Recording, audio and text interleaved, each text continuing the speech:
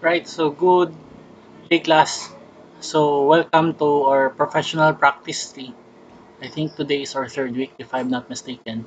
So let's review. So we got into the pre-design services. We discussed about the introduction, the scope, the manner of providing services, and the methods of compensation. Then we also went to the regular design service from the introduction, scope of pre-design service, the manner of providing services. And then I think we're going now to project classification. So let's go into project classification, which is in page 18 of our module, instructional manual. I mean.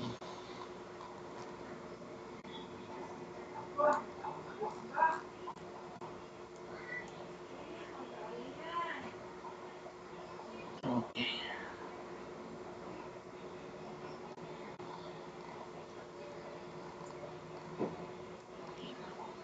Okay.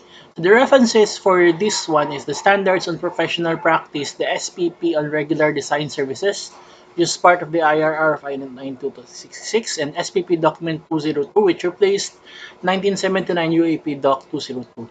So these are the project classifications. So professional architectural work is classified in accordance with the degree of complexity and the creative skill required to meet the requirements of the client within technical, functional, economic, and aesthetic constraints. So based on these groupings, the corresponding scale of charges shall be described in the architect's guidelines to determine the fair remuneration to the architect. So it's important, guys, that you determine the project classification so that you'll be able to determine what your remuneration will be. So first, you have group 1.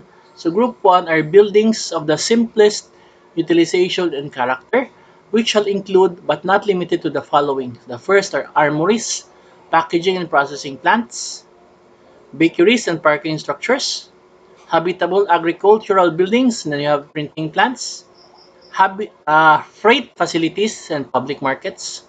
So I think public markets is easy. This is one of the plates for design 3, I guess, public market. Design 3 or design 5. So that's why it belongs to group 1 because it's just simple utilization in character.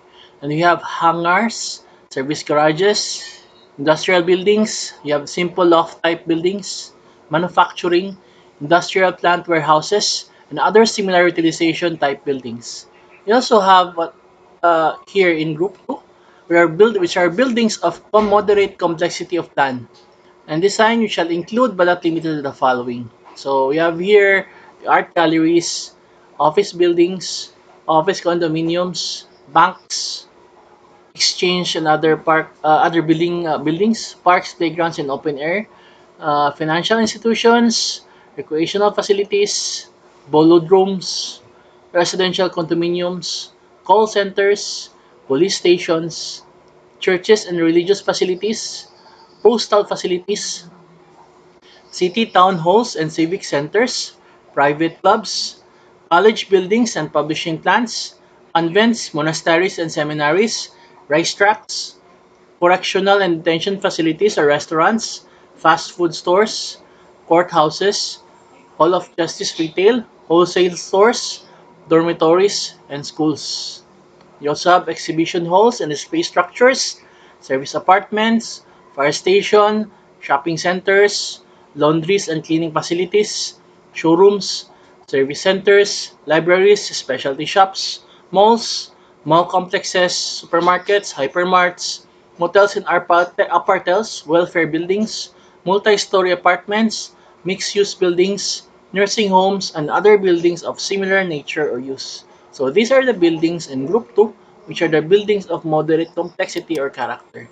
So it would be important for you guys, at least that you should be able to familiarize this one. Then you also have what we call group 3. So these are buildings of exceptional character and complexity of plan and design, which shall include but not limited to the following. So you have airports, wet and dry ports and terminal, mental institutions, aquariums, mortuaries, auditoriums, oh, even nuclear facilities. So these are buildings of exceptional character. because it would be hard to design nuclear facilities. It requires a lot of technical knowledge.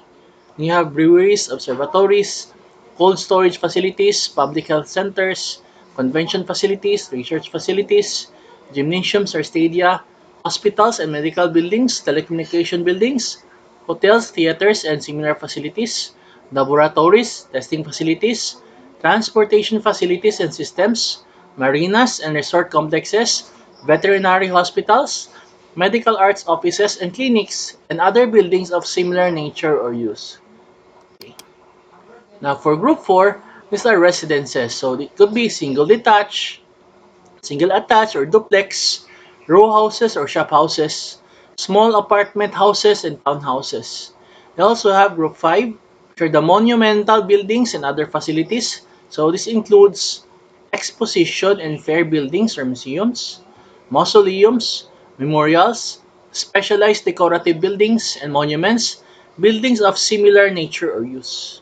Then you also have Group 6, which are projects where the plan and design and other related contract documents are reused for the repetitive construction of similar buildings without amending the drawings and specifications. So Group 6 class, it just means that if you plan to repeat a certain building, then you're just using the same design and specifications all throughout different sites. So it belongs to Group 6. Then we have here Group 7, which are the housing project involving the construction of several residential units on a single site with the use of one set of plans, designs, specifications, and related documents.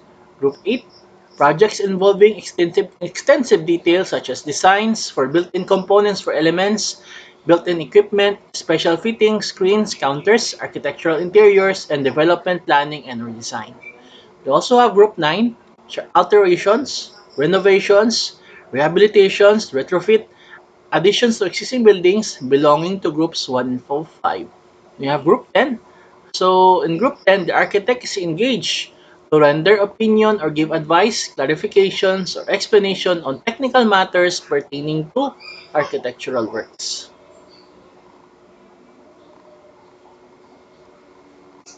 Okay, and let's move into the methods of compensation.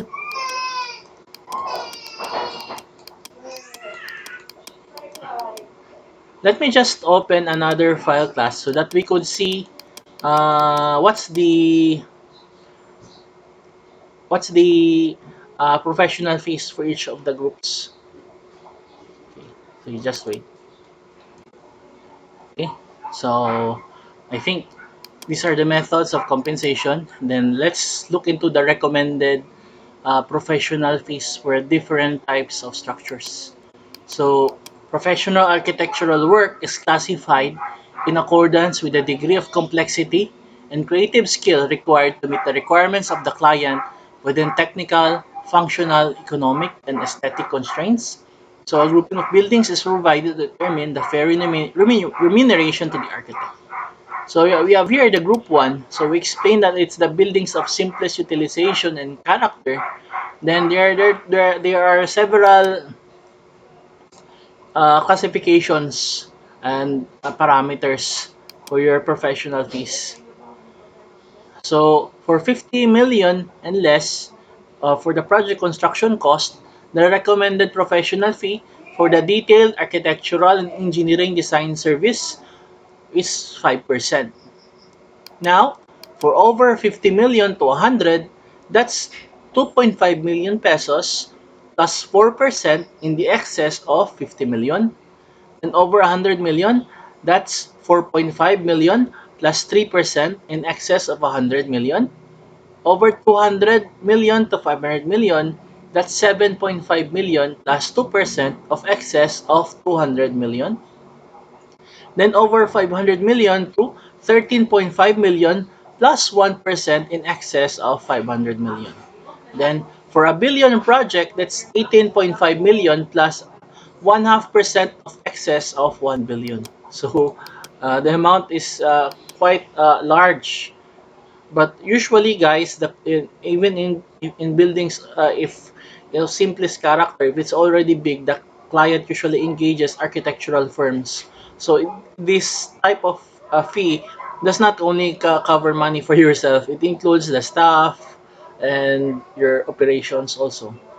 Then you have a part for the detailed architectural design service, of which you're only rendered architectural services. For 50 million and less, that's 3%. Then over 50 to 100, that's 1.5 million, plus 2.4% in excess of 50 million. Over 100 million to 200 million, that's 2.7 million, plus 1.8% in excess of 100 million. Then from 200 to 500 million, that's 4.5 million plus 1.2% in excess of 200 million. Then from 500 to a billion, that's 8.1 million plus 0.6% in excess of 500 million. Then over a billion, that's 11.1 million plus 0.6% in excess of 1 billion. Then for group 2, we already tackled on the different types of buildings. So these are buildings of moderate complexity and character.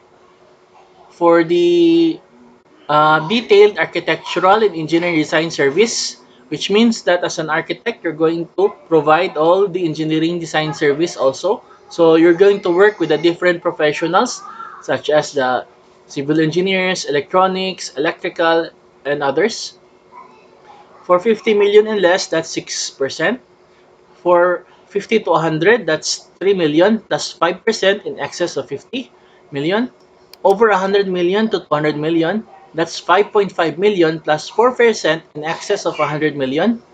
Then from 200 to 500, that's 9.5 plus 3% in excess of 200. Then from 500 to 1 billion, that's 18.5 plus 2% in excess of 500. Then over a billion, that's 28.5 million plus 1% in excess of a billion. Then for the detailed architectural design service for the group 2, for 50 million and less, that's 3.6%. Then from 50 to 100, that's 1.8 plus 3% in excess of 50 million. Then over 100 to 200 million, that's 3.3 plus 2.4% in excess of 100. Then from 200 to 500 million, that's 5.7 million plus 1.8% in excess of 200. Then from 500 to a billion, that's 11.1 million plus 1.2% in excess of 500. Then if the project's over a billion, that's 17.1 million plus 0.6% in excess of a billion. Then we also have group 3. So these are buildings of exceptional character. I think if you remember, this is where the nuclear facilities belong to. For the recommended professional fees under DAEDS, which is the Detailed Architectural and Engineering Design Service, if the project is 50 million and less, that's 7%. If it's 50 to 100 million, that's 3.5 plus 6% in excess of 50. Of 100 to 200, that's 6.5 plus 5% in excess of 100. From 200 to 500, that's 11.5 plus 4% in excess of 200M. Then from 500, excuse me, from 500 to a billion, that's 23.5 plus 3% in excess of 500. Then for over a billion, that's 38.5 M plus 2% in excess of a billion. So the amounts that you see are quite large. Then for the recommended professional fee for detailed architectural design service, for 50 million and less, that's 4.2%. Over 50 to 100, that's 2.1 plus 3.6% in excess of 50 million. From 100 to 200, that's 3.9 plus 3% in excess of 100. Over 200 to 500 million, that's 6.9 million plus 2.4% in excess of 200 million. Then from 500 to 1 billion, that's 14.1 million plus 1.8% in excess of 500 million. And over a billion, that's 23.1 plus 1.2% in excess of a billion. So the amount is quite large, but it only fits the fee because it's quite complicated to design these types of buildings, especially nuclear facilities. So I think you need to have the expertise for these types of projects, and usually the client engages firms for these ones. Okay. Then for the group 4, I think this is the favorite of most architects. So these are residences, single detached, single attached or duplex, row houses or shop houses, small apartment houses and townhouses. We have for the detailed architectural engineering design and service, that's 10% of the PCC. Then for the DAEDs, we're looking at the architectural, that's 6% of the project construction cost. Then we also have the group 5, which are the monumental buildings and other facilities. Okay, let's look into what are the monumental buildings. You have expositions, mausoleums, memorials, buildings of similar nature, museums. For the DAEDs, that's 12% of the project construction cost. Then for the detailed architectural design service, that's 7.5% of the project construction cost. Then for group 6, so these are what you call repetitive projects, and then you're going to repeat the contract documents, the drawings, etc. For the first building, you get 100% of the recommended professional fee. For the second building, that's 50, and 40 for the third, 30% for the fourth, etc. Then you also have the group 7. So when the architect is engaged to undertake a housing project which involves the construction of several residential units on a single site with the use of one set of plans and documents, the architect's fee chargeable shall conform with the following. Okay. So let's look at the first unit. For the DAEDs, it's of course 10% because it's residential. Then 6% for the DADs. But from the 2 to 10 units, that's the fee for one unit plus 50% of the recommended professional fee for each additional unit. But for the DADs or the detailed architectural design service is already 30%. Then 11 to 30, that's 40% of the fee. Then for the DADs, that's 24%. Then for 31 to 50, that's for free fee for 30 units plus 25% of the recommended professional fee. Then for the detailed architectural design service, that's the fee for 30 units plus 15% of the RPF, which additional unit. Then you have 51 units above for the DAEDs. You have the fee for the 50 units plus 15% of the RPF for each additional unit. Then for the detailed architectural design service, that's the fee for 50 units plus the 9% of the recommended professional fee for each additional unit. So group 7, it's quite applicable if you're dealing with subdivisions. Now for group 8, these are projects involving extensive details such as designs for built-in components or elements, built-in equipment, special fittings, screens, counters, architectural interiors. So we have 15% of the project construction cost. For group 9, for alterations, renovations, rehabilitations, retrofit, and expansion, additions to existing buildings belonging to groups 1 to 5, enumerated above, the compensation of service shall be increased to 50% or a total of 150% of the recommended professional fee. And for group 10, excuse me, excuse me, where the architect is engaged to render opinion or give advice, clarifications, or explanation on technical matters pertaining to his profession, refer to pre-design service document 201 or consultation. The chargeable professional fee shall not be less than 1,000 pesos per hour to increase depending on the extent and coverage of service required and the location where the architect shall render his services. When rendering services as an expert witness, the architect's fee should not be less than 5,000 pesos per appearance, regardless as to whether the scheduled hearing took place or not. So adjustment of the price shall be made at the time of the signing of the architect's contract of service. The amount excludes the cost of transportation and accommodations when and where required. Another 60% of the amount shall be charged for the travel period in case of locations that are in excess of 100 kilometers of the architect's office. Okay. Then for the manner of payment, guys, we're going to discuss this separately next meeting. So thank you for listening. If you have further questions or clarifications, you can send an email or you can write in our group chat, and I'll respond as long as I'm online. So our activity will be posted here in our Padlet discussion room. So see you next week.